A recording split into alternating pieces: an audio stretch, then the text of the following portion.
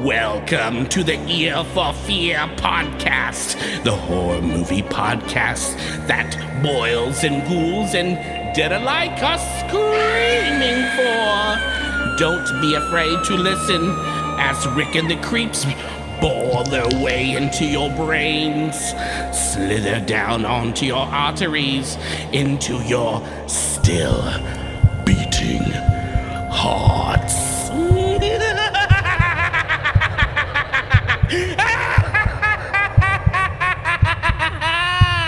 Hi, welcome to the Ear for Fear podcast. This is the podcast that talks about scary movies or movies trying to be scary. I got a few guests in the house today. I got Morris, one of the creeps, and I got BoogeyMan Ben is back. How you doing, buddy? Doing well. Thanks for the invite. I appreciate being back on here. Absolutely, man. The last time you were on, we did top 5 of 1980, and today we are going to do the top 5 of 1981. But yeah, man, appreciate it. It's been a bit. You know, we hadn't. I think we were talking before we started recording that you hadn't been on since, gosh, I guess last July. It's been a bit, yeah. So, but you know, when I was setting up all the episodes for this year, I'm like, we got to have Ben back on. And so, dude, we're glad you could. We're glad you can make it and be on. Of course. And before I forget, Ben, do you want to put any social stuff out there so that people can come and follow you? I know you got a YouTube channel and I know you got Instagram. If you want to go ahead and say all those, go for it. Sure. BoogeyManBen.com is on, or BoogeyMan Ben on YouTube, and then the same thing on Instagram. I don't do pretty much any other. So I have a Facebook, but I don't really promote that one as much. It's just Instagram because that's where I announce like what I'm going to be doing with regards to some of the video content. Like one of the things I'm planning to do is ranking all of the various Halloween timelines. This is kind of a choose your own adventure of horror franchises. So I'm planning to do something like that. I thought I would rank the different timelines that we have. But yeah, so just BoogeyMan Ben on YouTube and Instagram. And I usually put out, the last week, for some reason, I put out 6 videos in 1 week. So I'm kind of taking a break this weekend because I'm just kind of mentally exhausted. Just because it was just like something would pop into my head. I'm like, hey, that's a good idea. And I don't know how you can find the time for that. Yeah, I don't either because with my job and everything. But I'm doing one right now, and I'm doing I call it underrated horror films, and I just did. And now some people might not consider these horror films, but because they have elements that freak me out, I kind of put them into this category. So like I did The Edge with Anthony Hopkins and Alec Baldwin, directed by Lee Tamahori. I put that one. I just did that one, and I did Shutter Island with Leonardo DiCaprio and Martin Scorsese. And then I'm planning to do Knowing with Nicolas Cage, which is not a film that people talk about, and I think it's one of Nicolas Cage's underrated gems. And then also Blue Steel, which was Jamie Lee Curtis and Catherine Bigelow, starred Clancy Brown. A great film. And just because she just won the Oscar, I thought it'd be kind of cool to do that one. So I think that's a film she should have been nominated for, too. Yeah. Well, shit, man. I wish, dude, I barely do. I might post a video every 2 weeks. I don't know how you find the time, man, but good for you. It's usually late at night or on the weekends, and then I'll just sort of hang on to it and just sort of edit it like during my lunch breaks. Yeah, so dude. I hear you, man. I hear you. Well, you're, so in case the listeners, Ben is calling in, because where do you live in where? I'm in Concord. I always forget. So Ben is calling in. So hopefully the connection will stay solid, and there may be a little breakup, but I just thought I'd forewarn the listeners. But yeah, so today, we're doing top 5 of 1981, which I think I was telling both of you before. This one was hard. Like, this was really hard. Like, when we did 1980, that was pretty easy I don't know, at least for me it was. I don't know about you guys. Easier than this. No, it was hard for me. That one was hard for me. Yeah. I guess, again, I talked about it, just because of, I think you guys are a little older than me. So I think maybe you guys actually were in, like, maybe those were like, I sort of discovered those later, some of those films from 1980. Like The Fog I didn't see until I was in high school. So it's like, it wasn't one that I saw when it came out. But some of these other ones, I actually got to see some of these that we're going to talk about today in the theater. So I saw them when I was relatively younger, so they had a bigger impact on me. For sure. And I mean, I think we do have a few years on you. And I mean, this, I think we would both, I think all three of us would agree this is literally the year of the slasher. I think in 81, I don't think anyone would. Absolutely. This is the greatest year of the After Friday slasher. the 13th. Yeah. After Friday the 13th, man, it just went from there. Yeah. Because I was looking through like, and some movies I forgot were from 81 and I was like, holy crap. I'm like, I don't even know how I'm going to do this. Like normally I'm a 2 or 3 honorable mentions and I'm like, I could do 15 or 20 honorable mentions and I'm going to feel bad that I've left some out of my top 5 and I may get some reactions from you guys like, what, Rick, you're crazy. And I'm like, but yeah, I mean, this was hard. So, before we jump in, anything you guys want to kind of, ahead of time before we kind of jump into this thing, anything you guys want to talk about, Do honorable mentions? You want to do honorable mentions? Yeah. Anyone,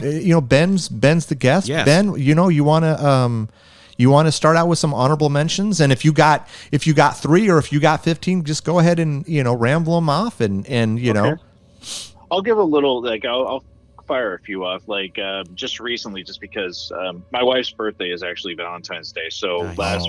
last month I watched the original My Bloody Valentine from 1981 and the remake from 2009.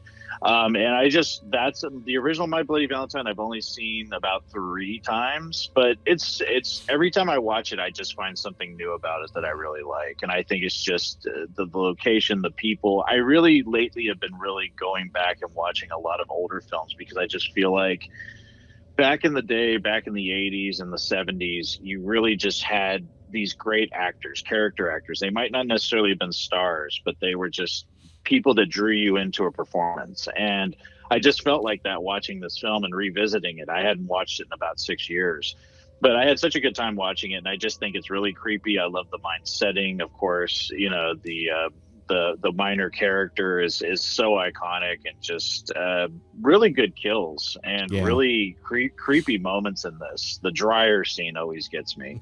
Like that. Yeah, that's it's like, and then the shower scene, or where they're where he puts the woman's head up against the it's like that faucet thing. That scene always gets me too. It's like, but yeah, that's one that I'm really growing to appreciate more. And one of my friends, Neil Damiano, it's like one of his favorite. It's like his favorite movie, and he always was like, "You got to watch My Bloody Valentine." I'm like, "Yeah, I got to check that out." And I finally did, and yeah, it's a great one. I love that one. Yeah, that's a good one. Another honorable mention for me will probably have to be, and this might be controversial to some people, but The Evil Dead. I mean, it's not in my top 5, but it's one of those ones that I discovered kind of later. I was about 20 when I saw it, so this was 1994. It was actually on Halloween night, and I was at a friend's house, and he sort of babysat kids, and a bunch of us were over there hanging out, and he put The Evil Dead on. And it scared the crap out of me. Just the first, the first part of it just really creeped me out, because at that point, Army of Darkness had already come out. You'd seen kind of the tongue in cheek with Evil Dead 2, but that first movie is very creepy. Yeah. And it was unlike anything I had ever seen before. And when they locked the woman in the basement, just those scenes and the tree rape scene and things like that, I'm like, what am I watching? It was just like one of these things that just really it made me interested, because I didn't finish it. I remember we only watched maybe like the first hour of it, and then the next day I think I went and rented it from the warehouse. I don't know if people the warehouse. I remembered it. Yeah, I rented it from the warehouse because that's what I would rent from all the time. And I remember finally watching the whole thing and just really enjoying it. And now it's like, it's one of those films that when people talk about the Evil Dead franchise, I love the remake. I'm really excited about the new one, Evil Dead Rise, coming out next month. But I always put the original as my favorite. I don't know what it is about it. I know that people love the tongue-in-cheek aspect of 2 and Army of Darkness, but I really just like that first movie. I don't know why. It's just that creepy setting, and it's just that it's funny, but it's not funny like overtly. And I think that's what just, for me, it's just like it still creeps me out to watch it today. Yeah. The last one I'll mention for 1981, as an honorable mention is Dark Knight of the Scarecrow. I don't know Yeah. if people remember that one. Yeah. Larry Drake, you had Charles Durning. That was one I've only seen it a couple times, but the fact again, there's not a lot of, you can't really name a lot of television movies that got you.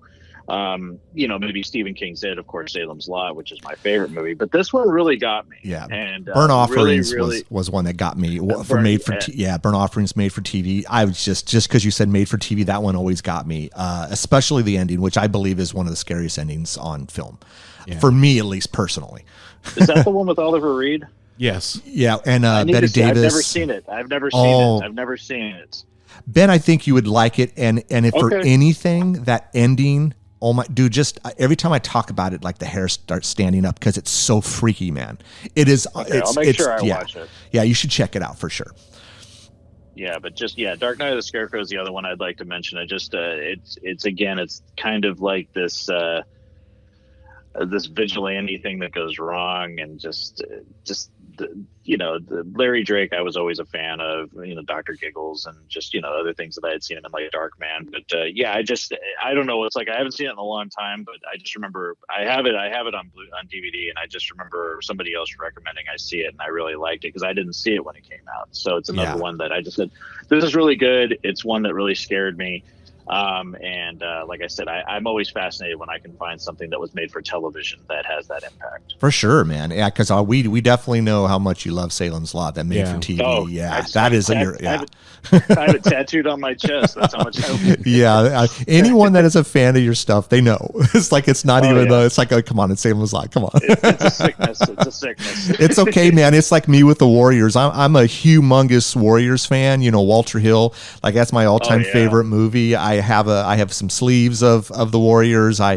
Everyone who knows me knows I'm a humongous fan. Look, I know it's not the greatest movie, but to me it is. No, but that doesn't it's matter. My favorite movie. Matter. Yeah, and so I just met Thomas G.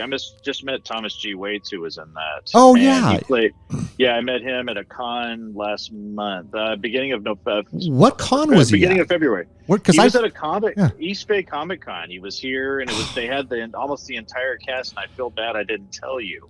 Now that he was here. Yeah, they were.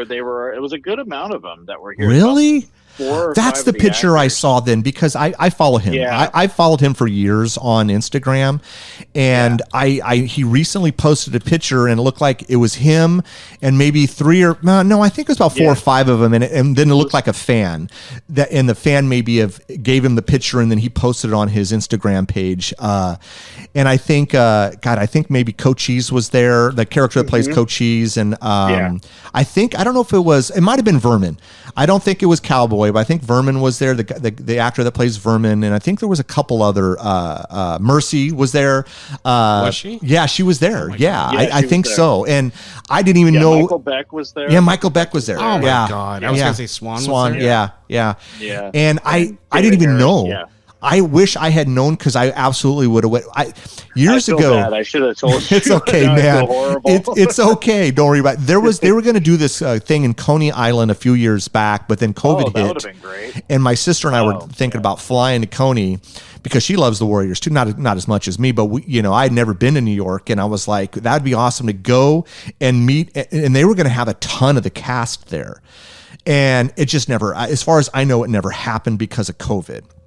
And I think he mentioned that. I think he might have mentioned that to my friend, because I went to see him because he played Windows in the thing. So it's like that was my big reason for sure, man. And I'm like going, he was really, really sweet to my friend John and I. Just really, really nice guy, and just told us to follow him on Instagram. Everything he liked him. And I sent him my video, because I did a video about meeting him. Oh, very cool. Really, really sweet man. He's supposed to be at Texas Frightmare, which I'm trying to get to. I heard those are great. Yeah, and they have a ton of the cast from The Thing, including John Carpenter, will be there. But a ton of the actors. He's not nice, I heard. I hope he's nice when because sometimes I've heard some people go to meet him and he's just kind of really. It's like, that's why I'm kind of like, I don't know. It seems like he's just a bitter man sometimes. I love John Carpenter. Oh, me too. He's my favorite director. He's done some of my favorite directors. He's like one of my favorite directors. He's made some of the greatest films in history, but I just feel like he's bitter because those films became popular 30 years later, or they were just cult films, and then they got really popular because of Blu-ray and Scream Factory. And I think, like, I mean, you've seen, like, with like Halloween 3, people hated it 15 years ago. Now people say it's like one of the best films in the franchise. It is, even though he didn't direct it, and I agree. And I was one of the people that hated it for so long, and then I finally watched it and go, "What the hell did I hate this movie for?" Really, you hated that at some point, huh? I hated it because Michael Myers wasn't in it. Oh, I could see that. Yeah, I could see that. And I just I wrote it off like, "Oh, I don't want to watch that one." And I think a lot of people did that. I watched it and I said, "Oh, well, it's not as interesting." But now it's like, I mean, I've been to where the factory was shot. I have a piece of brick from the factory. I mean, it's like, I mean, it's one of my favorite films of all time now. But 15, 20 years ago, you couldn't have paid me to watch it because I was like, well, it's not the Michael Myers story. It's so funny. But so you make mistakes sometimes in life. And I'm like, God, I said, if I would have just sat down and watched it, I probably would have. I thank my wife for telling me. She said, you should just watch it. Because you like Halloween, just watch it as a Halloween movie and not in the franchise. You know, just watch it as its own thing. And that's what I had to do. But Ben, what I've noticed as we get older and is like some movies that I've probably felt the same way that you felt about, say, Halloween 3, I felt about such and such, whatever. Yeah. Let's say Psycho, because Psycho is black and white and I'm not a fan of black and white. Just for me to even say that is crazy because it's such a classic and it's a fantastic movie. But if you talk to Rick at 20 or 25 versus Rick at 51, damn, I almost said 50, but I'm 51 now. You look at it through a different lens and you appreciate it more. You just do. And so and it's just chalking us up to being younger. And dude, I mean, when I was young, I was stupid. I was naive. I mean, now we're older and seasoned and, so absolutely. I mean, I could see that, I mean, because people still hate yourself up more. You open up I think you open yourself up more to experiences. And I think when I went to film school, I kind of saw that, I very blockbuster mentality of I knew the summer blockbusters, and then I'm going in and discovering Fellini and things like that. I'm like going, okay, what is this? And not necessarily that I'd like it, but it kind of opened my eyes up to there are different speakers out there. There are foreign films that can speak.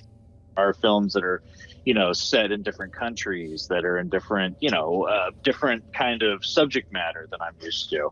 And while I might not have been films that I would go and watch over and over again, it did give me a bigger appreciation of directors like Kubrick, because at the time I knew him as the Shining director, but I didn't realize the breadth of other films that he had made. Oh, for sure. And so there are, you do, as you get older, you grow and you sort of open yourself up to other types of storytelling. You really do, man. You really do. And I think that's what's great. And even, film for me and music for me, like, I mean, the music I listen to, say, I still listen to a lot of the same stuff I listened to when I was younger, but then I have I can appreciate all these other genres, and that's what's great about, stuff like that, art and it's just like, it never seems to go out of style, right? It just doesn't. No. It's timeless, especially something that's really good. It transcends. And so, absolutely. But all right, so Morris, you want to do yours or you want me to do my honorable mentions? Oh, I could do them. You want to do your honorable mentions? Yeah, they're going to be a lot. Don't be a lot. No, I'm not. Don't do 500 of them.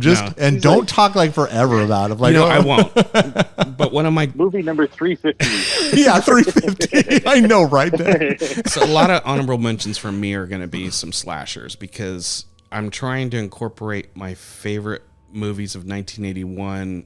And although most of my favorite movies are slasher movies, I felt like I needed to put that on its own separate list. So I'm going to surprise you by not having a lot of slashers that you would think would be on my list. Because you feel like you need a separate list for it? Or is it truly not your top 5? It's truly not my top 5. Okay. So, all right. So some of these would be in the top 5 of their own slasher list. Sure. So... Yeah. One of them is Friday the 13th Part 2. Oh, okay. No, that's fine. I love that movie. It's a comfort food movie for me. I could throw that on, especially the first 5 I could throw on. Maybe even the first 6, and then just have them playing in the background. But 2 always resonated with me, and I think the first time I saw it was on KTVU. I think I was telling you this last time. Ben, with sounds familiar. I remember this. Yeah, with they played Friday the 13th first, and then they played Friday the 13th Part 2, and they just I want to say they did show blood, but they didn't show. I think it was nudity. Slightly edited. Yeah. And so no Kristen Baker swim shot. Huh? Exactly. Damn it. But yeah, Friday the 13th Part 2 is definitely an honorable mention. It is it is a great movie. I love the movie. I love the franchise, but it just didn't make my top 5 of 81. Another movie that's going to surprise Rick is a movie I absolutely flippin' adore, and it's The Funhouse. Yeah, I'm not okay. So interesting. I'm not so surprised that it's just an honorable mention. Yeah, I know you. I really like Funhouse, but it was almost number 5. I didn't think it would make your top 5. No, it almost made number 5. But it is Tobe Hooper. Yeah, it's Tobe Hooper. It's dark. It's got that dirty feel, but still enough to be it definitely not as dirty as Texas Chainsaw Massacre. No. Yeah. But it's dirty. But it's got that dirty feel of like early 80s kind of sleaze, you know, the colors and stuff kind of, you know, remind me of all the movies of that era, you know. Well, especially carny stuff. Yeah. That already feels dirty, carny stuff. And especially some of the people that they had acting in the movie were real carnival people. Yeah. So such a great film, such a iconic film for me. The Funhouse is another one that's going to totally shock Rick.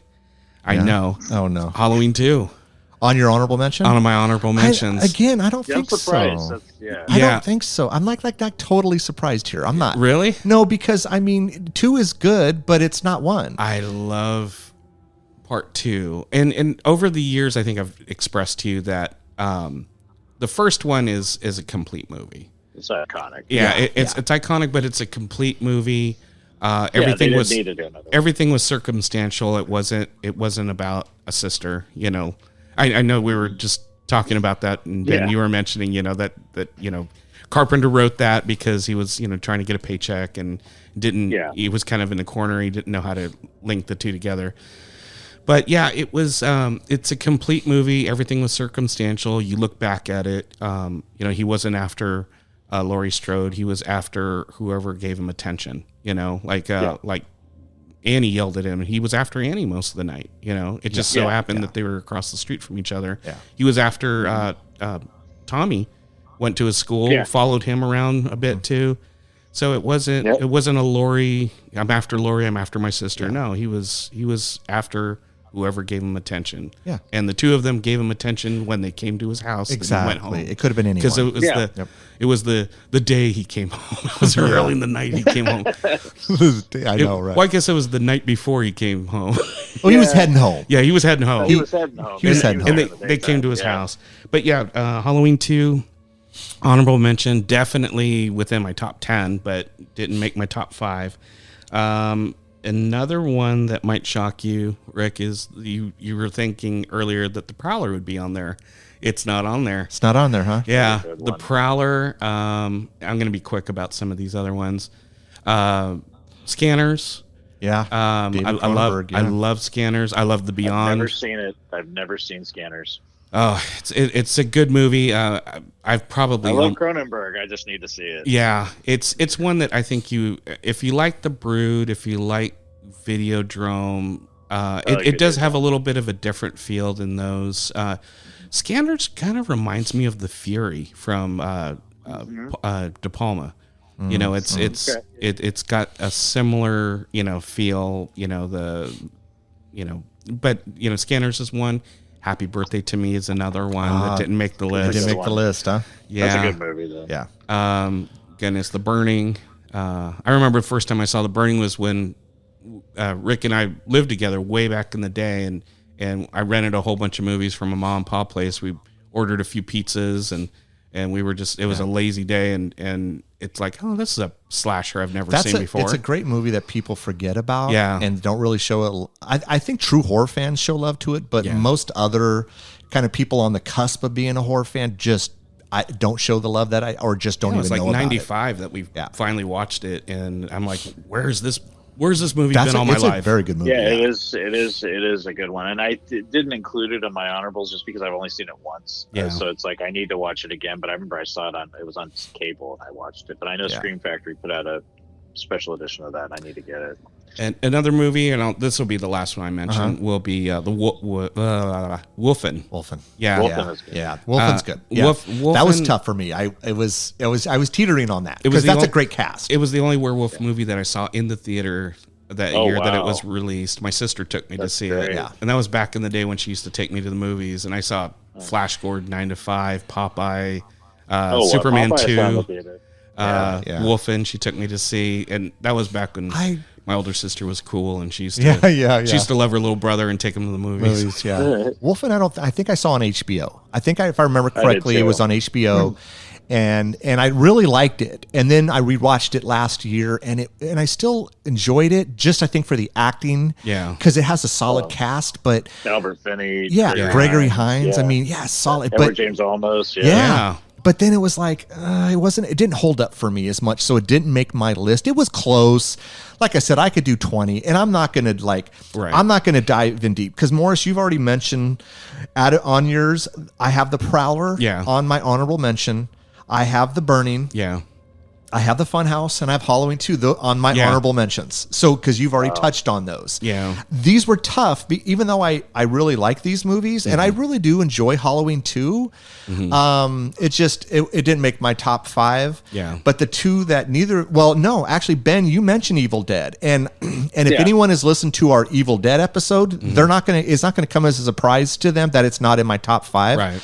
Because even though I think it's a very good movie, and I love Sam Raimi, rewatching it, I was quite bored with it. Yeah. I was quite bored. Yeah, I really was. Where Darren and I still love it. They still revere it. Yeah. I kind of crapped on it. I did say some nice things about it. And I think, I love the fact that, what they did with the small budget, and then the fact that the franchise is still going forward, and I am looking forward to this Evil Dead Rise, which I've heard is really good. So good. Yeah, I've heard.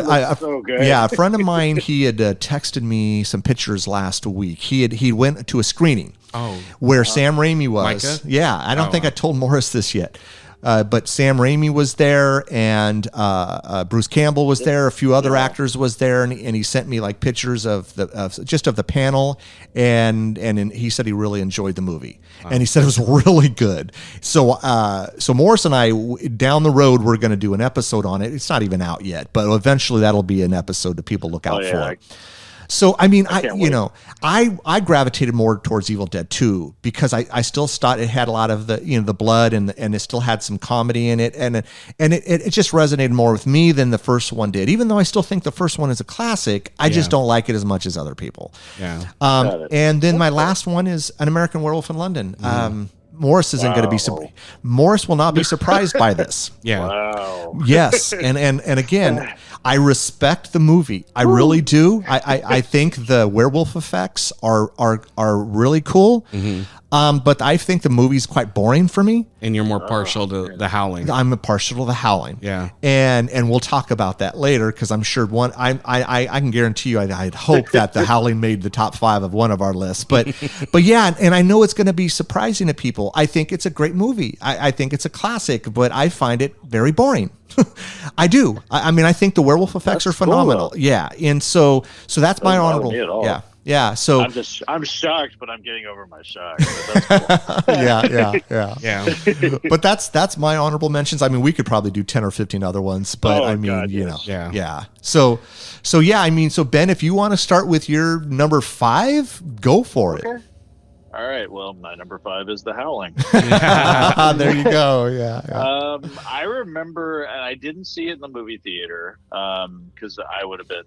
I was 7 when it came out, but I did meet Dee Wallace. She's awesome. Yeah. So I just want to put that out there. What a sweetheart. And for me, she was kind of like, in a weird way, she was kind of like a mom. She reminded me of my mom a little bit because she was in E.T., she was in The Howling. She's been in so many Critters. Great things. Wasn't she in Critters and Cujo? Yeah, she was in Critters, and I just adore. And she was in Cujo, and just a sweetheart. And that poster, I remember seeing that poster. That poster has always terrified me. The Hills Have Eyes. With the woman screaming, with the scratches coming down.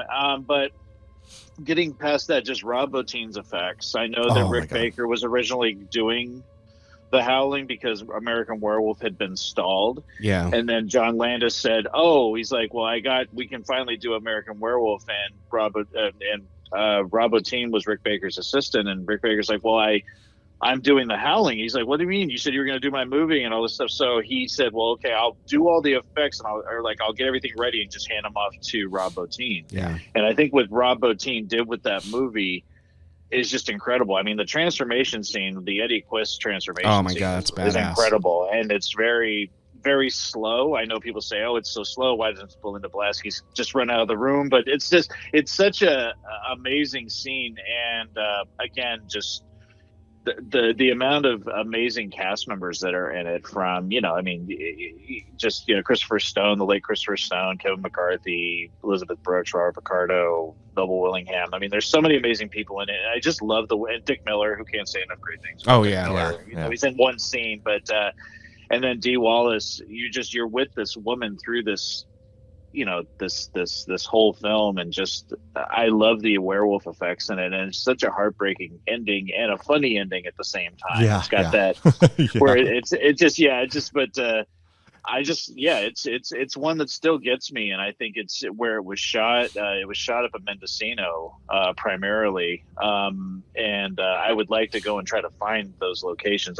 Sean Clark did something on it on the Blu-ray, and it looks like it's really hard to find, like the Eddie Quist cabin and some of those other places. But no, it's a film that really impacted me, and I think I saw it after I had seen E.T., so I knew who Dee Wallace was. And I'm like, "Oh, that's the mom from E.T." And then what happens at the end just kind of floored me a little bit. Yeah. But yeah, no, I love the film. I think the effects are amazing. The story still gets me, and I love it. And it's not one I revisit as much as some of the other ones I'm going to talk about, but it is a film that did greatly impact my childhood, and it is one of my favorite werewolf films of all time. So number 5 for me is Howling. Dude, great choice. That almost made my list. All right, Morrison, what's your number 5? My number 5? Mm-hmm. It's going to be shocking to you, but I couldn't decide on 3 for my number 5. And obviously I already mentioned that the Funhouse was one. Mm-hmm.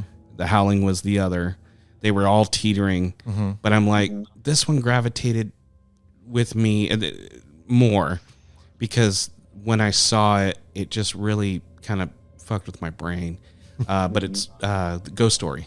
Oh, yeah. That is a good one. That was, that would have been an honorable mention too. Yeah, that's a great movie. Ghost Story, directed by John Irving. Of course, it has a stellar cast from yesteryear. We have Fred Astaire, Melvin Douglas, John Houseman, Douglas Fairbanks Jr., Craig Wasson, who we see in Nightmare 3, Body Double.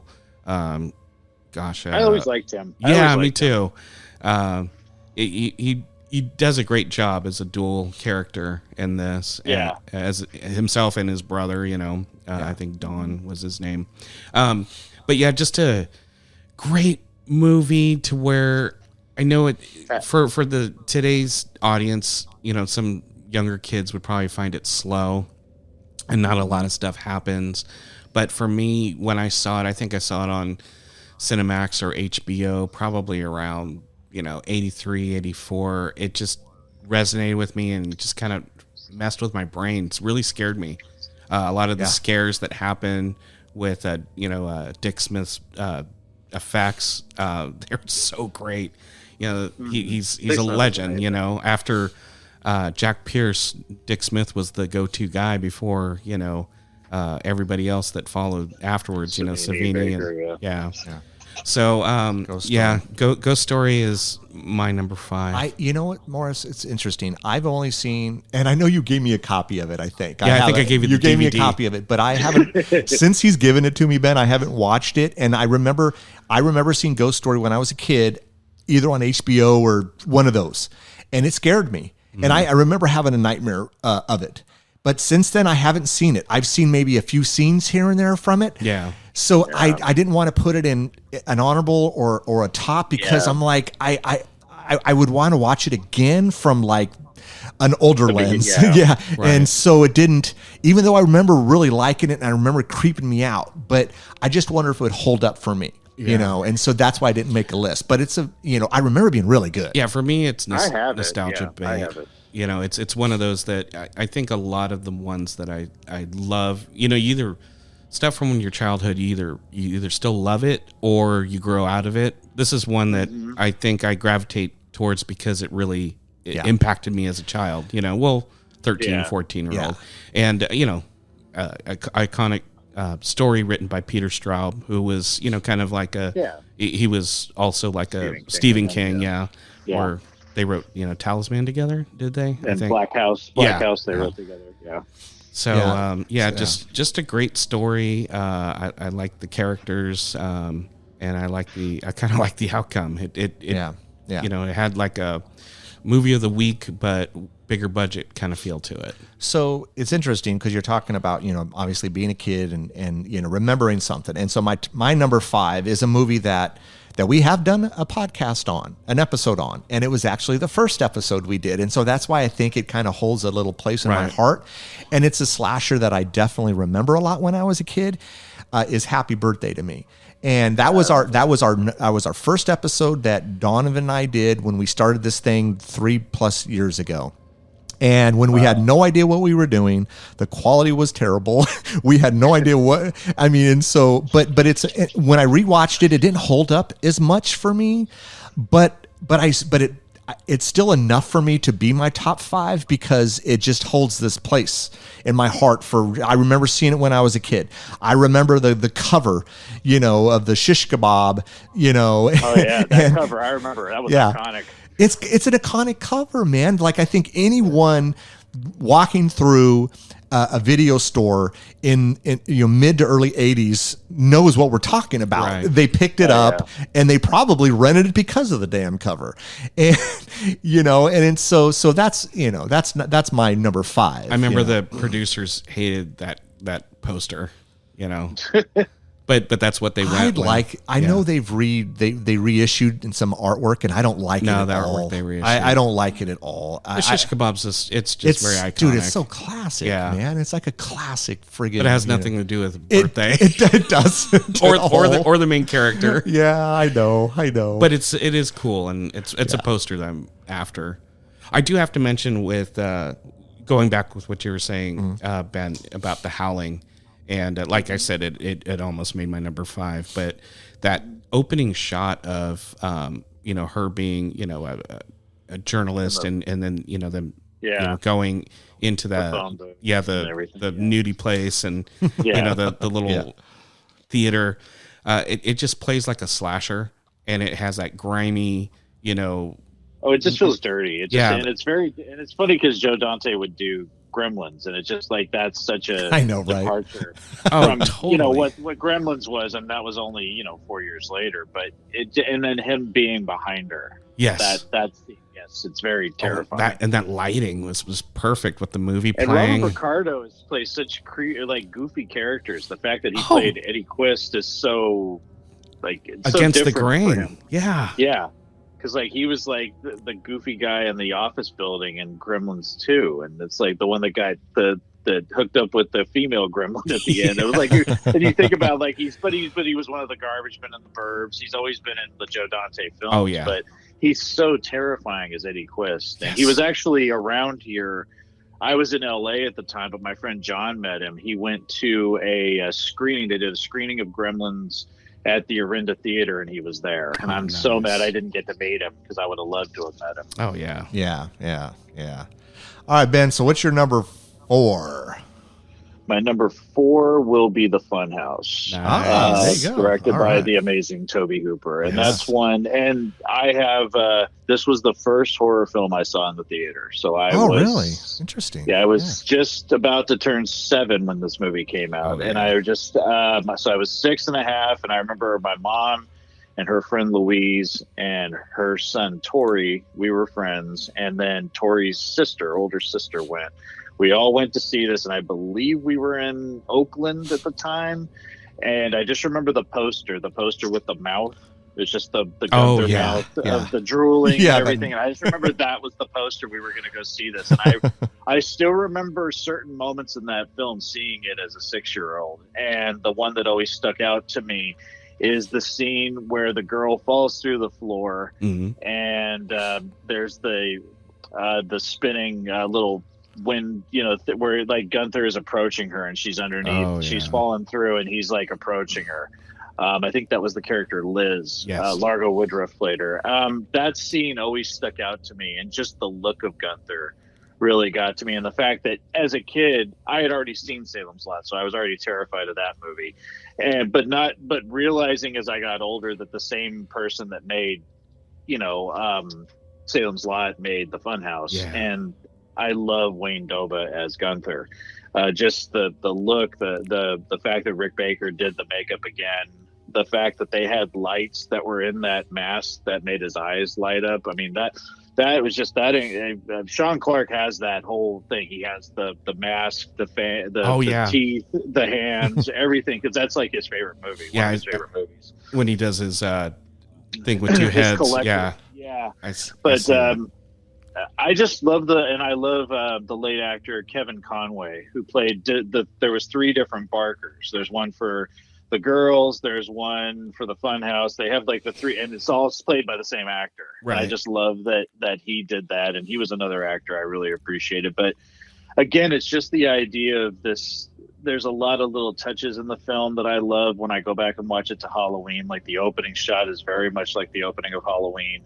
Then there's this shower scene where the brother plays the trick on the sister, which is really creepy. That is really creepy. It's like, why? It's a very disturbing moment, because I'm like, he's like 6 or 7 and he's doing this to his sister. Yeah. But it's very much like Psycho, so I love the homages. And the whole idea of these kids spending the night on the ride, as a kid, that enticed me, because I think at the time I had already been to Disneyland, and I thought about, it'd be fun to live in the Haunted Mansion for a night. It's like one of those things that that's what kind of, and it was a film, again, that it's not a very happy ending. No. The Gunther character is terrifying, just the way that it was showcased and the shadows that were used in it. And it's just one that really has always meant a lot to me, and one that I just continue to go back and watch to this day. I mean, I have the soundtrack. I love the score. Yeah.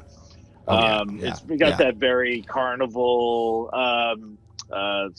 John Beale did the score for that one, and I just love the carnival sounds. Oh my God, and that's awesome. It's just it's a movie that just I never get tired of watching it. I'm glad that more people talk about it now, because I felt like it was one of the forgotten Tobe Hooper gems. But again, I think Scream Factory, like a lot of people rip on Scream Factory, and I don't like all of the things that they put out, but I think one thing they've done is they've brought some of these little gems that us as horror fans love, that a lot of the big studios were kind of like, that's something we're not going to put a lot of time and money into that. They actually took those properties and put them back out, and now people are discovering things they might not have otherwise discovered. So love the Funhouse. Love that film. Yeah. Funhouse is so great, and especially anybody that's been at a shitty carnival at night. Oh, dude, there's so many different feelings that are going through your body. Like even being a kid, saying you're like 10 to 12. It's being out at night, which when you're a kid, you can't really be out after dark, but then it's the smell of the food. It's the excitement. It's the air has a certain feel to it, and the way it hits your face. And then it's also kind of scary too. And then watching this movie, it kind of brings back all those feelings. Yeah. And that's such a great film. And it was teetering on my number 5, but I'll go into my number.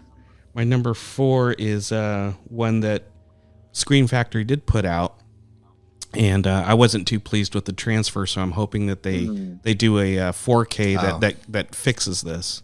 Yeah, and they're doing a lot of 4K releases now. Yeah, they were like re-releasing their stuff on 4K, and I hope this one makes the list. I hope they still have the rights to do this, but it's Hell Night. Yeah. Rick knows this. Yeah, I knew when you said the transfer. Yeah, I knew exactly what you're talking about. Because the transfer is terrible. Rick and I have both seen our copies of Hell Night, and there's like a green line that travels through the picture. But aside from the picture on the Scream Factory Blu-ray, Hell Night is so iconic. I love the poster. I love the whole movie. It's one of those that I can't believe I didn't see it sooner. And I think I saw it in 1987. I had a friend of mine. We went to when 7-Eleven used to rent the. Oh yeah, I remember that. Yeah, they'd have these. You could rent a VHS, but they used to have just the card on the wall, and you'd walk over to the little plastic card, and you're like, "Can I have this?" And then they have the VHS behind them. Yeah. And he's like, "Dude, have you never seen Hell Night?" And I'm like, "No, I've seen the cover like in the." And he's like, "You got to see it. I know you like these scary movies, and I know you like all these slasher movies. You got to see this movie." And I'm like, "Okay." So we rented it. He was house sitting for a friend and watching their dog, and we bought a pizza, some beer, and threw it on. And then he ended up going to go spend time with his girlfriend somewhere. He's like, "Hey, can you watch the house for me?" And I'm like, yeah, that's cool. After I saw this, I was like, fuck, this is scary. Fucking, I just, from just the aesthetic of choice of using costumes, so it doesn't really date it. Very true. Acting is solid enough. The fact that the creatures that they have, the family members, the family, quote unquote, the Mongoloids, I need to watch it again. I had the Scream Factory release, and I've watched it once. And I need to watch it again.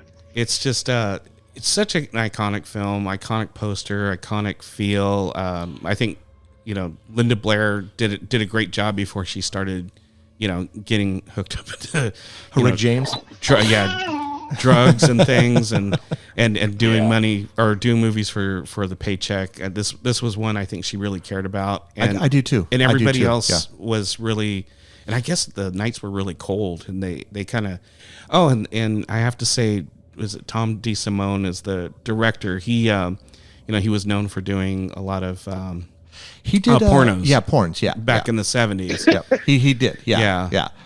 And that's a beautiful love story with the boarding parks taken out. That's what Richard Jenny categorized it as, and I always loved that where he talked about pornography. Oh, that's a funny. great comedian. But just man, this movie, I can't say enough good things about it. But let's I guess move on. Yeah, I mean, no. I like when people gush about something they love. I love hearing that. It's like, and Peter Barton's a great actor too. Final Chapter, totally. No, it's a great movie. My number 4 is The Howling. We've already kind of talked about it, and and Morris knows this because I gravitate more towards The Howling Werewolf than American Werewolf. That's cool. Yeah, like Dog Soldiers would be another werewolf that I love when they stand and they have this kind of presence about them. They're just enormous. Mm-hmm. They got these big ears, and they kind of feel almost like they're on steroids. And practical. Yeah, and so that's why I gravitate more towards The Howling. It's a very good movie, but to me it breaks down to effects, and I think the werewolf effects for me are better in The Howling than they are American Werewolf in London. I know most people would probably argue that with me, and that's fine. I think they're great. You like what you like. So to me, we've already talked about it, so I don't, we don't need to go dive deep into it, but it's my number 4 for the reasons that we've talked about previously.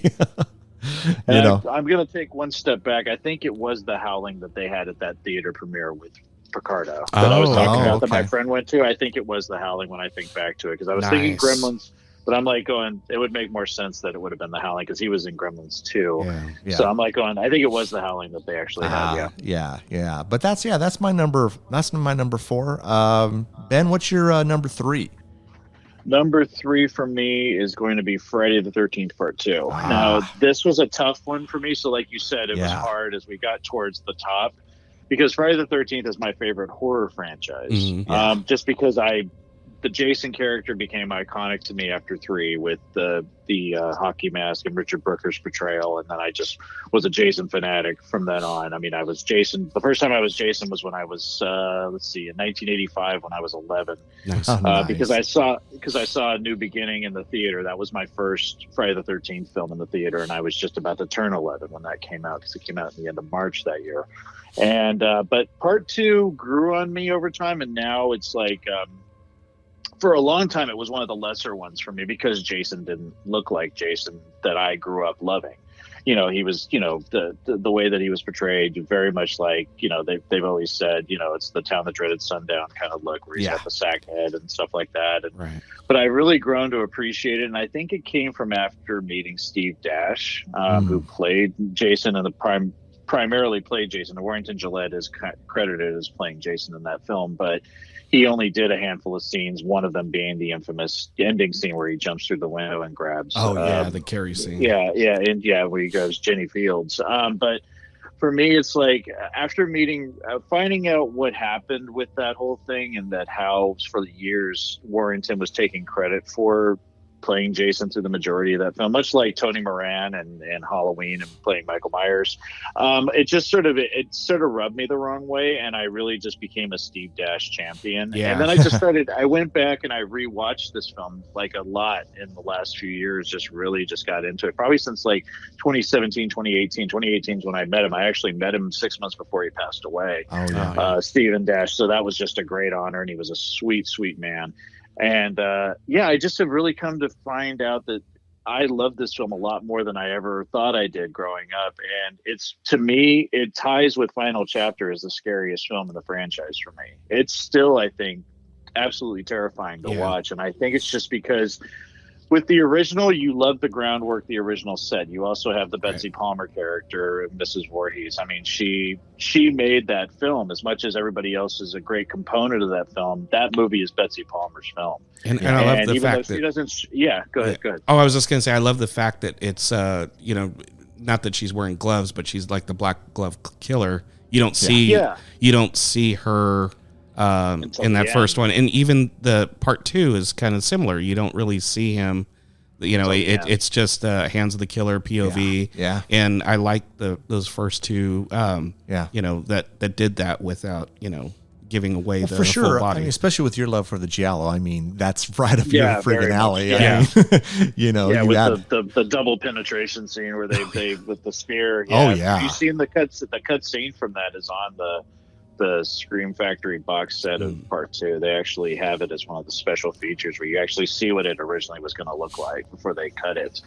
But with this one, I think this is the first group of characters in the franchise that you just really like, all of them, even like the what was his name, the guy that Russell Todd played, that was sort of creepy, that he kept perving on the Carrie character. You still like all of these characters, and I think it's just that I just love the characters. I love the setting. I love that it was actually at a real place, much like Camp Novi Bosco in the original.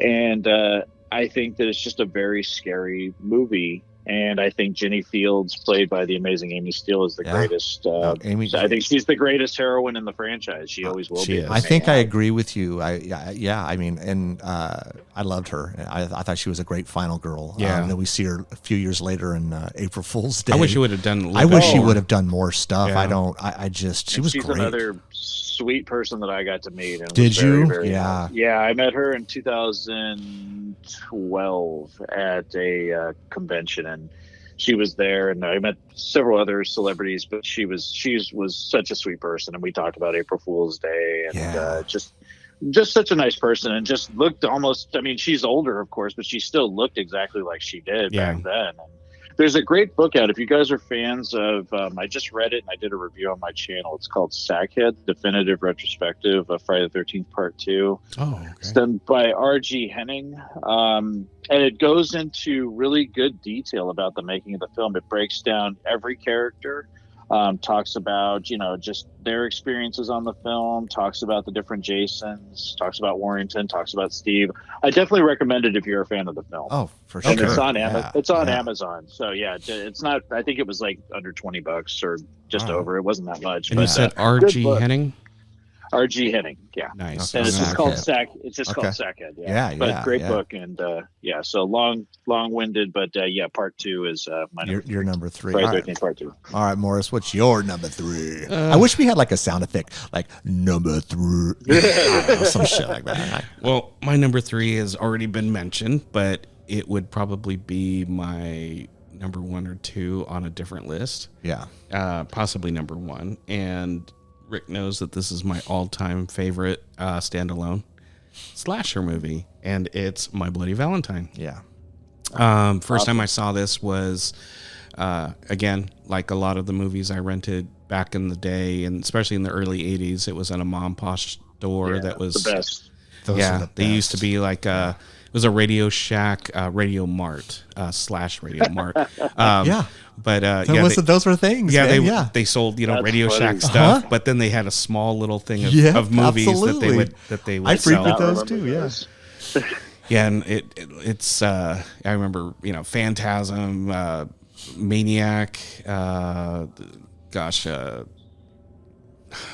I'm trying. Oh, Tourist Trap. They were ones that were on that shelf. Sleepaway Camp. First Yeah. trap. Sleepaway Camp. It wasn't out yet. So this was it? is Oh, like 81? like 81. Yeah, 80, 81, maybe 82 is when we used to rent from there. I meant more so like the video stores. right. Because like I remember going to these types of video stores and it was always like there was like about 5 or 10 of them, and you Right. always saw them everywhere you went, and you're like, it always piqued your interest Yeah. because of the cover. Oh, the Groove Yeah. Tube was another one. Oh, yeah. Yeah, you'd always see that Chevy Chase movie, The Groove Tube. Groove Tube. was one that you could rent. But yeah, My Bloody Valentine, I rented it probably maybe a year and a half after it came out in theaters. Never saw it in the theater. I wish I would have.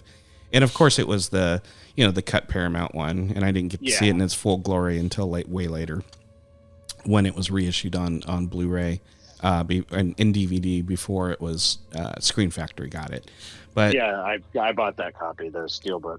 yeah, that's such a great iconic film. Characters are great because they're not teenagers; they're just regular 20 Yeah, somethings. they're just like they're just working Yeah, grunts, It's like, and I love that. Yeah. But iconic look, scary feels. Yeah. It was creepy. It's one of those comfort food, For sure. horror dude. movies for me. Yeah. I could throw it on.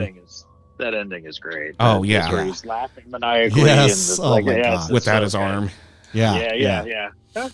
The town of Valentine's Bluff. Was it Valentine Yeah. Bluff? Is that what it was? Valentine Bluff? Yeah. But great movie. And we did do an episode. We did do an episode Yeah. on it early on. I don't remember, maybe episode 3 to 5, Yeah. somewhere around there.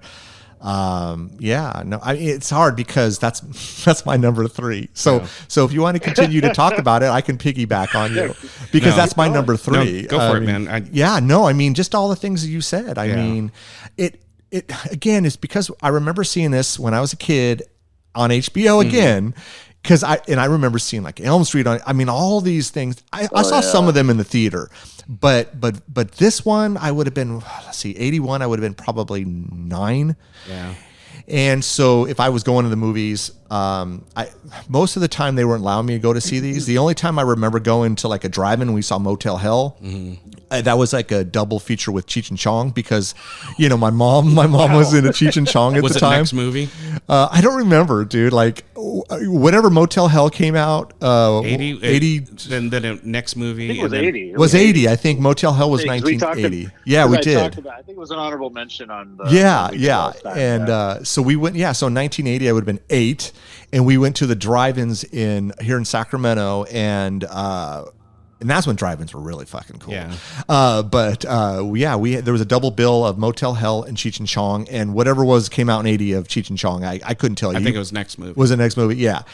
But other than that, I didn't really get a chance to go until I got older, you know. But I remember seeing this on HBO, My Bloody Valentine, and the whole miner, just being a killer miner, was it just seemed different to me. It was very terrifying. It just seemed so kind of almost. I don't know, original would be the word, but Yeah. I mean, you had all the other slasher stuff that was happening, love and the those were breathing. cool, but it just felt different to me. And then it wasn't teenagers. It was, it was these adults working in a mining town. And then my only issue, I think, was just the love triangle that was happening. It was just kind of goofy for me. With Axel. It felt so much like a soap opera. Like I felt like that wasn't even needed. Like there was that scene where they go to the water and he's all talking to her, and it was like, oh my God, this is so stupid. But other than that, I think it's a killer movie, and so that's my number 3. Yep. It's so funny, that character, though, the Harry Warden character. I remember because I have the NECA figure that they put out, and then I also got the Toonie Terrors one that they put out. And that one was hard to get. That Toonie Terrors minor character was, I'm like going, it's funny. Like, I think it's one of those things that it was a one-time thing. They did do a remake to it, 20 years after the original almost. So it's like, but it's still one that because of Scream Factory and word of mouth, I think a lot of these people want to see people. I think people are getting tired of it's always the same 3. It's always Michael Myers, Leather. It's always Michael Myers, Jason, and Freddy. And there's so many other great horror icons out there that never had 10 sequels. So it's like, it's kind of neat that you're seeing that now because of companies like Vinegar Syndrome and Scream Factory and Arrow Video and stuff like that. So, yeah, absolutely, man. Absolutely. All right, Ben, what's your number 2? Don't step at number 2. Don't step right? Number 2 for me will be Halloween 2. Okay. Yeah. So, and I don't know if since we didn't talk really about too many Halloween things in the last one because we were focused on 1980 and there was no Halloween movie that year. For me, Halloween 2, the Dr. Loomis character is iconic for me just because I love Donald Pleasance. And also my grandmother is the one person that got me into the Halloween films. She loved the original Halloween. And she loved Dr. Loomis. And the reason why she loved Dr. Loomis because he knew what was going on, and she got frustrated because no one would listen to him. Right. And then what he said would happen happened. And my grandmother is religious. She's not like crazy religious. She's always just been spiritual. And I grew up Catholic, but she always was somebody that liked scary movies. She liked Salem's Lot. She's the reason I watched Salem's Lot. She liked Halloween, and that's why I like Halloween. So for me, and the fact that she liked Dr. Loomis, it's sort of like that character is an extension of my grandmother in some weird way that I sort of associate with my grandmother from growing up with her. She's still with us. She's 103 now, if you can believe it. Wow. She's still with us, and she still remembers watching these movies with me and watching Bugs Bunny cartoons with me with Dr. Jekyll and Mr. Hyde. But going back to Halloween 2 was the first Halloween movie I watched in full. I didn't see the original until years later.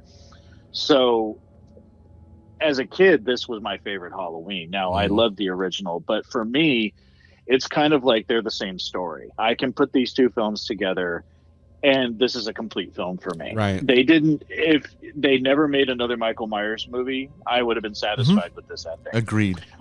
I think that it's a great ending. I love Dr. Loomis in this film because he's in it more. I mean, there's more of him hunting for Michael. And I think it's just terrifying. The isolated hospital scene, Haddonfield Memorial. And I know a lot of criticism is that, Jamie Lee Curtis isn't in it as much. And I'm like, well, she's hurt. Yeah. She's hurt from the last film. It makes sense. She's not going to be running around through the whole film. And she's not the focus of the story. It's more of an ensemble. Right. I mean, you have Lance Guest, you have Leo Rossi, you have, Pamela Susan Shoop. You have these terrific actors. I think Hunter Von Leer, who played the deputy that shows up because the sheriff is gone because of what happened with his daughter. So things that happened in the film made sense to me, and I just think that Dick Warlock will go down in history as my favorite Michael Myers actor. I love him to death. They're having that Halloween 45th anniversary thing this and I want to go to it just so I can meet Dick Warlock. We met him. We Morris and I met him at this little tiny.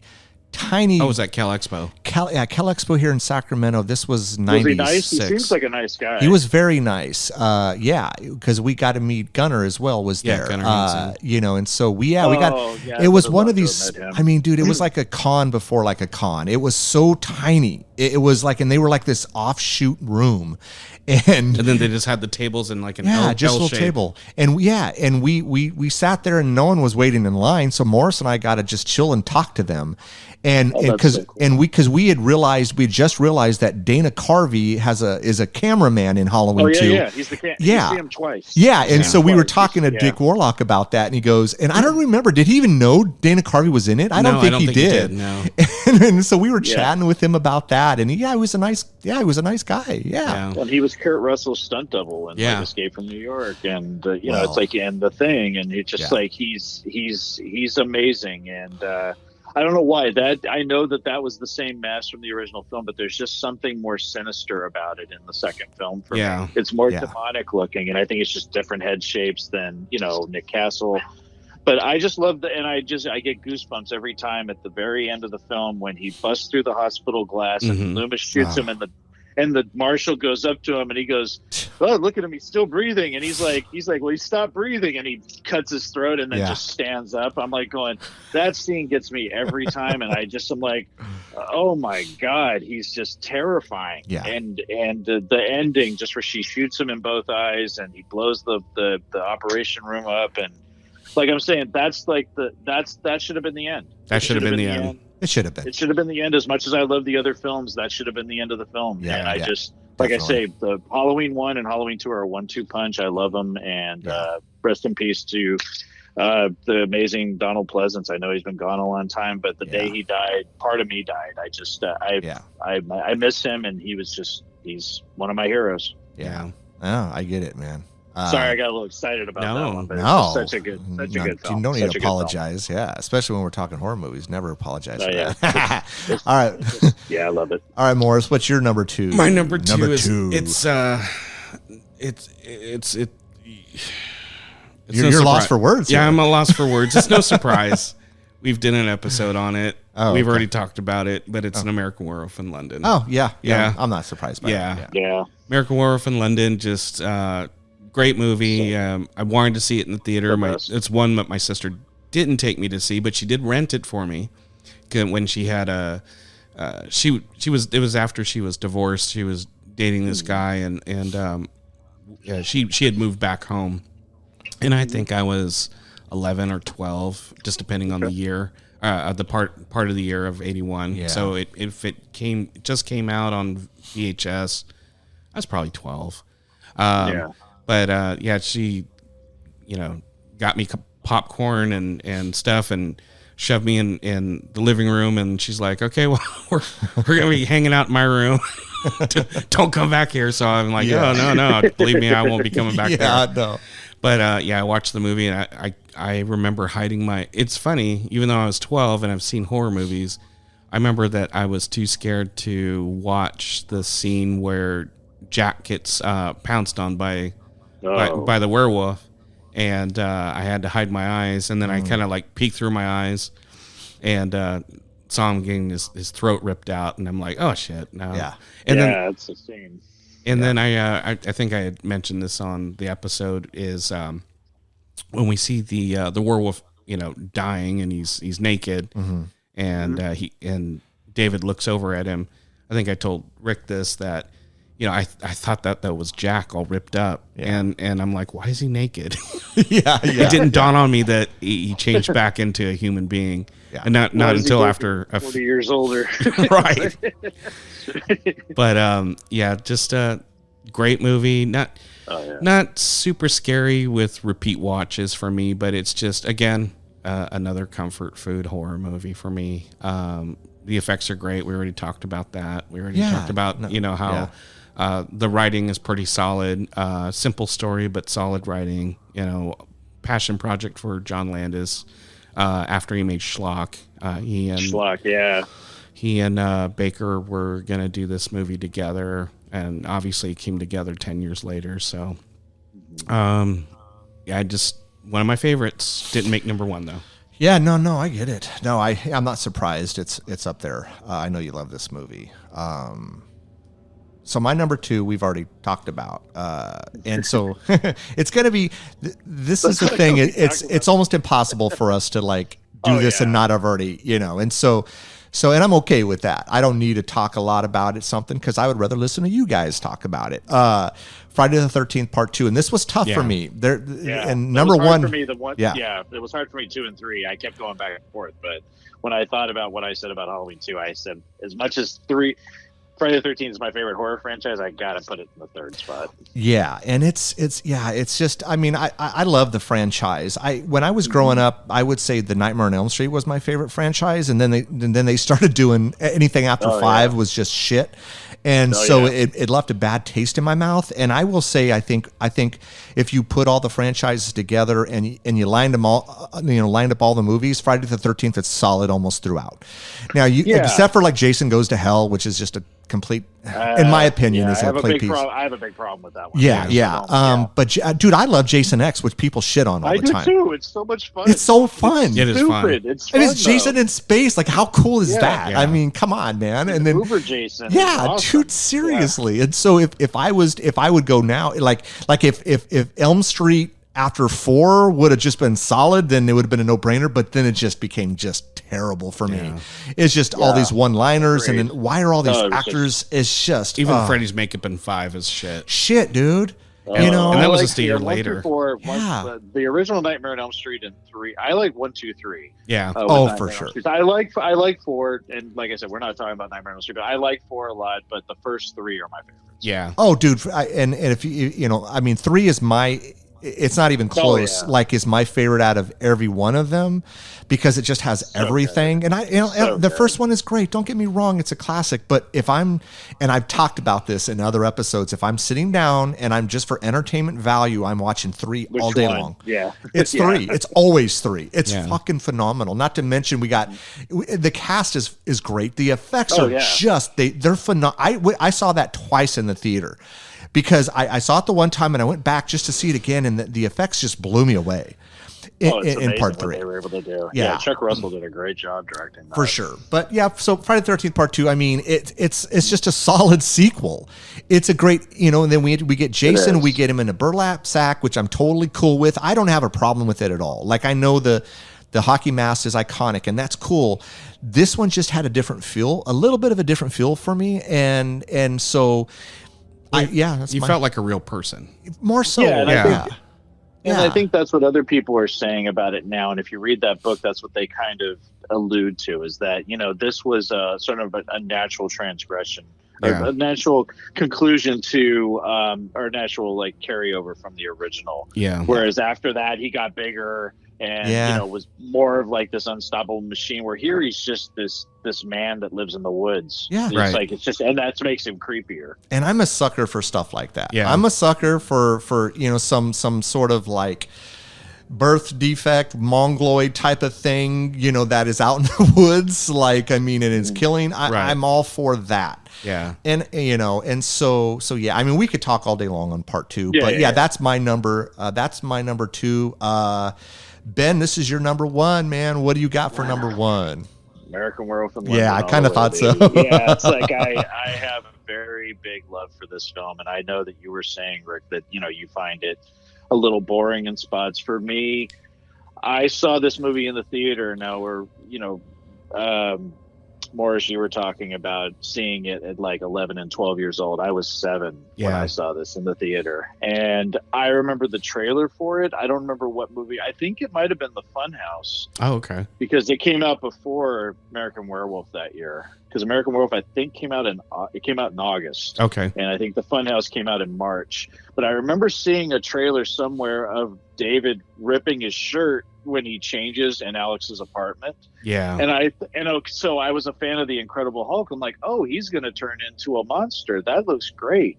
So my dad took me to see it. It was my dad and my stepmom Janie took me to see it in Berkeley. And I was absolutely terrified as soon as it started the Moors scene. And then I was okay. And then there's the sex. I don't know how. Yeah, maybe I. The There's shower a lot scene. of nudity in this film. Yeah. I'm like going.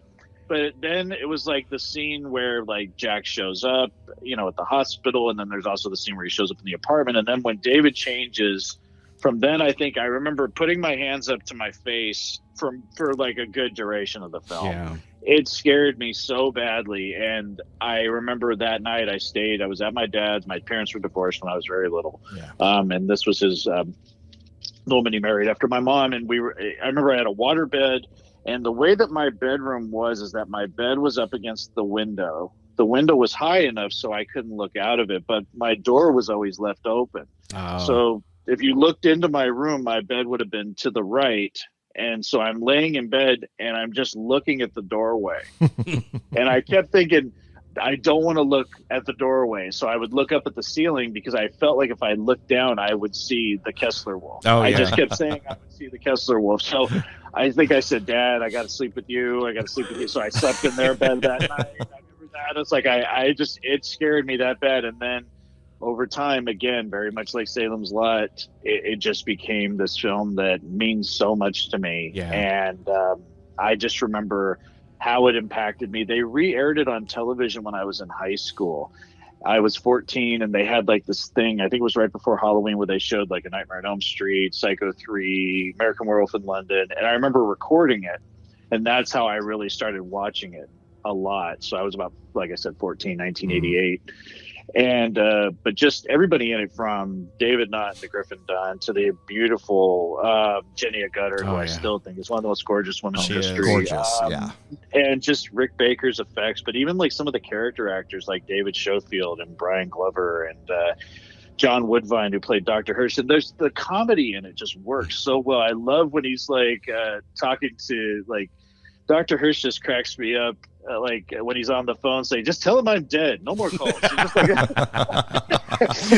like, he's like, I passed away, an old war wound. It's like, and then just the cops, like they're so, there's the one goofy cop and the one serious cop, the inspectors. Oh, they're talking to Dr. Sergeant McManus and the inspector. And they're like, and then you can't stand the one inspector. And then he's the one that gets his head bitten off when the Kessler Wolf busts out of the theater.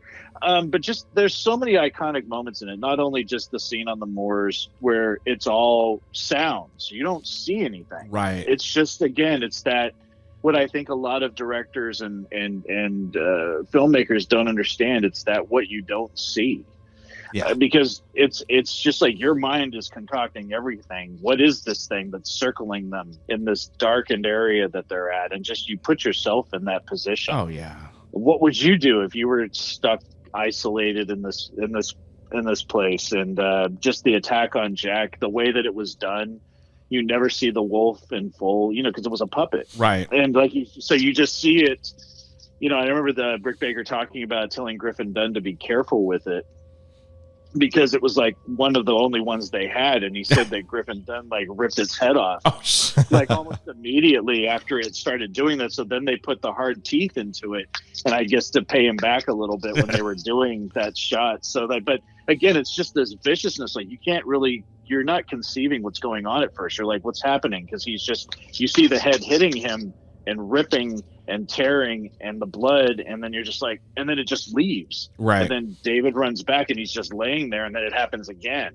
And you're just like, holy shit, this is crazy. And and then the transformation scene, which I think is just the fact that, when they did the American Werewolf in Paris and it just looks like a cartoon and you're going, this is 15 years later and this is the best you got. Yeah. I mean, it's like you're going 15, 16 years later, and I'm like going, wow. Yeah. You can still go back to 1981 and look at what Rick Baker did in harsh lighting, and that transformation scene will go down in history as the best. There's nothing that can touch it, in my opinion. Yeah. And I did get to meet David Naughton. I met him in 2016, and I was shaking going up to him because I was just like, oh my God.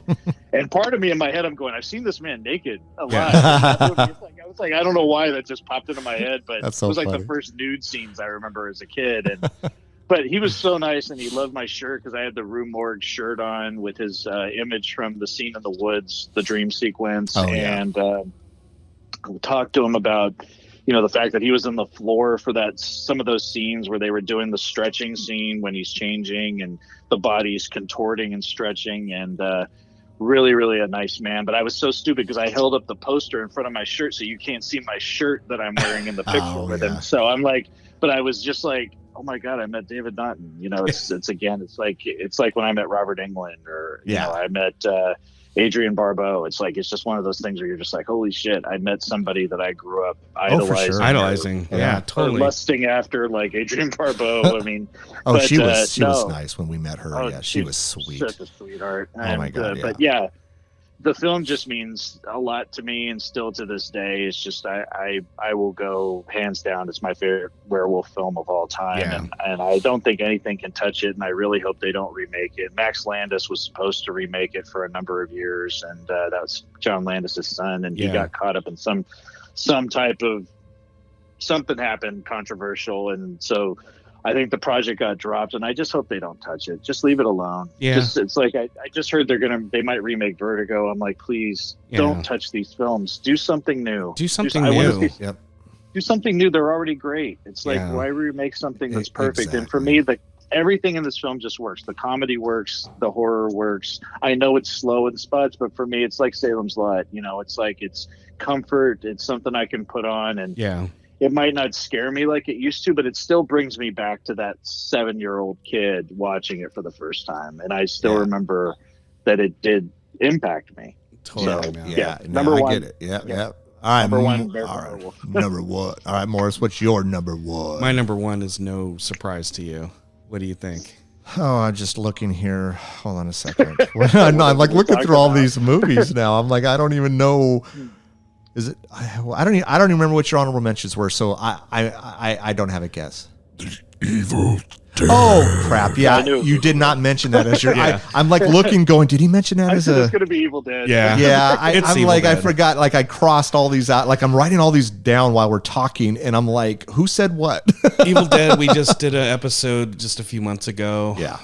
But just repeating what we said then. It's a great film. I saw it at a girl's birthday party that was I want to say she's a year younger than me, and I was 15. Was there with my cousin. It was in my cousin's area, and he knew this girl from school, and of course I was trying to kind of get with her, and she had a whole bunch of girls over, and she invited some boys over. My cousin was one person, and then I was kind of like his and we parents were watching, I think, Altered States in their bedroom, and they were leaving us kids to the living room. But we rented this and Bachelor Party. Great. So this was 85. So, obviously I never saw this in the theater, but it just resonated with me. I found that it hit on all the levels that I wanted a scary movie to hit on. It was grimy. It was low budget, but not low budget enough to where it lost my interest, like a lot of low budget movies are nowadays. Yeah. It it was played like you said, it had had a little bit of a comedy that was infused in there, but not to where it overtook it like part 2, and definitely not like part 3. But it had that creep factor, the effects. I love the fact that I think it was shot 16 millimeter. But the effects were. I love the fact that you couldn't see the lines on things. Now with I don't even own the 4K. I just have the Blu-ray because I'm afraid to get the 4K to see like a little more clarity. Like, oh, you'll see. Things I don't want to see. That was my issue when I rewatched it. I watched it on whatever I have, and I could see everything. And of course, I was watching on like 100-inch screen, and I was like, "Oh, I could see that, and it was just it's a better movie like Chainsaw, where the shittier, not so shitty, but if it's kind of grainy and not the resolution's not great, that's probably the best way to watch it, just because it has that I think so grindhouse feel. And it's just one of those movies that again. I say this a lot, but it's a comfort food movie. I can throw it on, but it's one that not like a Friday franchise movie. It is a little bit creepier. It is creepy. Is it one that I'd watch in the house by myself? Maybe not. I wouldn't make the decision to throw it on if my wife's not home, late at night, right before bed. Even though I could probably, watch it, I probably would choose not to watch it that, just because there's certain parts of it that will hit me a certain way to where it kind of reacts that part of my brain that's like, okay, well, yeah, I'm alone in the house, and I probably shouldn't play with incantations of spirits from Sumerian spirits of the netherworld. Evil Dead. Love the movie. Yep. One of my favorites. Yeah, I would say if people want to, they could always go check our Evil Dead episode that we did. I don't remember. It was a few episodes back, but we did with Darren. But yeah, I would say check that out. My number one, this was tough. I went back and forth, and I might get a little, really? But the only reason I picked it out is because, again, we're talking about when I was a kid and remember seeing it, and then it has different elements within the movie that I really gravitate towards. I love slashers. Let me just tell you, it's Hell Night. Okay, and I know people are going to go, okay, really, Hell Night? And I'm like, well, yeah, and then I'll tell you why. The Exorcist is my all-time favorite movie. It's not even close. And so, Linda Blair. So we got the Linda Blair element in it. And I still think at that time, like you said, Morris, earlier, she was, I still think I'm not going to say she didn't care anymore. I'm not going to say that. I think maybe she went down a road that I think Jamie Lee Curtis was starting to go down, but she got out of, of being typecast, And so I think she's great in this, and I think some of the other actors, Peter Barton's great. He's great. Yeah, I love the whole idea of a mansion and kids being kind of, in a sense, not really dared, but in order to pledge this, you got to go do this. Then you got the fraternities who are going to play pranks on them. I'm always a sucker for that. I'm a huge sucker for a story, a backstory. And when he's walking up the stairs and he's telling that story, is phenomenal. And so, and then picturing all this, and then just again these mutant kind of family, I mean, it has. When I watch this movie, I feel tense through most of the movie. Like, even though I've seen it many times, I'm like, okay, shit, I know it's coming up, but I still feel it. I still feel that. Yeah. And, and it doesn't mean I don't feel it in the other movies. I do, but in this one, it just really is magnified for me. And so that's why it's my number one. I could watch it all the time. And not really get tired. Yeah, and so I need to watch it again. Not to mention the poster is just it's an iconic. And I remember 80s that poster. I remember where she's climbing the fence. Yes, the steel gate. Yeah, yes. It's like I remember that so much. I'm like, what is this? And it was just like the house is in the background, and you see her screaming on the gate, and I'm like, oh, that looks good. Yeah, so that's I mean, you already chatted about it earlier, Morris, because that was your number 4, and so so that's my number one. But you know what's funny is you could actually play this as a double feature with the Warriors, because I think the music, some of the musical cues are similar, especially like with during the the synth, that especially after he tells the story and they're like focused on the house, and it does that dolly shot, where it's the dolly zoom, and they start showing the house kind of creeping forward. That music, that synthesizer reminds me of the Warriors. Yeah. No, I could see that. I remember back when I used to have the Anchor Bay VHS. I think Rick went on a date somebody set him up with. Oh my God, Ben! I won't get into that, but someone set me up with a blind date, and Rick's I borrowed Hell Night from Morris because I wanted to watch a horror movie. I'm like, I actually forgot about this, Morris, until you're bringing it up. This about like 25 years ago. This was this was years ago. I want to say it was early 2000s. Yeah, it was early 2000s. Okay. It was early 2000s. And someone had set me up on a blind date. Oh my God. And that's why I've never done a blind date since. But I'm like, well, let's watch a horror movie. And I'm like, let's do Hell Night. And so I borrowed it from Morris, and it was literally the date was a hell night because it was horrible. It was just horrible. And she was like a hoarder. Dude, she was a hoarder. It was terrible, man. And then when I wanted to leave because I knew this was going nowhere, she wouldn't give me the movie back. And I'm like, this is Morris's movie that I borrowed. He'd kill me. And so I had to like get it back from her. And then I left, and then she kept calling me. Dude, it was a nightmare. It was a nightmare. And Morris bringing it up, I think it's hilarious. Yeah, it was a hell night. It was. I could go into more detail on how terrible the date was, but I don't want to bore the listeners. But it was bad. Wow. It was a terrible date, and I've no one set me up since on a blind date because of that.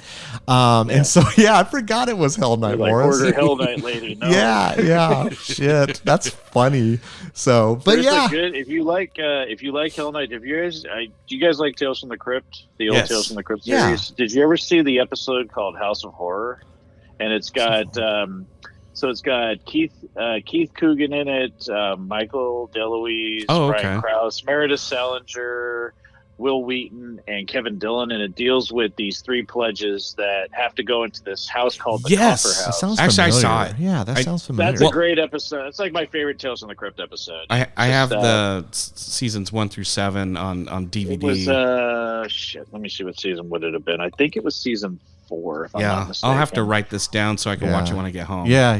Well, I think it was season 4. Because I have all the sets too. Yeah. I think it's because it came out in '93, and I think it started in '89. So 1, 2, 3, 4. So it might have been season 5.